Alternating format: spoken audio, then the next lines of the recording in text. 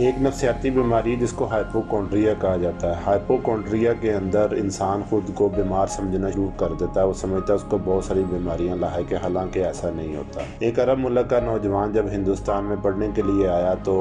کچھ عرصے بعد اس نے اپنے ایک دوست سے مشورہ کیا کہ ہندوستان کے کھانے کھا کھا کر میں بیمار پڑ گیا۔ اس نے کہا تمہیں کوئی بیماری نہیں، وہ اس کو ڈاکٹر کے پاس لے کے گیا تو ڈاکٹر نے اس کے کچھ ٹیسٹ کروایا، اس کو کہا کہ تمہیں کوئی بیماری نہیں، تو وہ نفسیاتی طور پر ٹھیک ہو گیا اور ایسے پرفارم کرنے لگا جیسے ایک مکمل صحت مند تندرست انسان پرفارم کرتا ہے۔ اسی طرح اس بیماری میں کچھ ہمارے رہنما پوری قوم کو مبتلا کر دیتے ہیں، یہ ذاتی بیماری سے قومی بیماری بن جاتی ہے اور وہ حکمران قوم کو عجیب قسم کے اندیشوں میں مبتلا کر کے اپنا فائدہ حاصل کرتے ہیں، اور وہ اندیشے یہی ہوتے ہیں کہ تو ہمارا ملک جو ہے اس وقت خطرات میں گھرا ہوا ہے، اس کی سلامتی کو خطرہ ہے۔ وہ اس قسم کی وہم کی بیماری قوم میں پیدا کر دیتے ہیں اور اس سے اپنے نفع حاصل کرتے ہیں، اور قوم کو چاہیے کہ اس بیماری کو جھٹک دے اور اپنی ترقی کی راہیں تلاش کرے، کیونکہ جب تک دنیا قائم ہے ایسے لوگ دنیا میں آتے رہیں گے جو آپ کو وہم کی بیماری میں مبتلا کرتے رہیں۔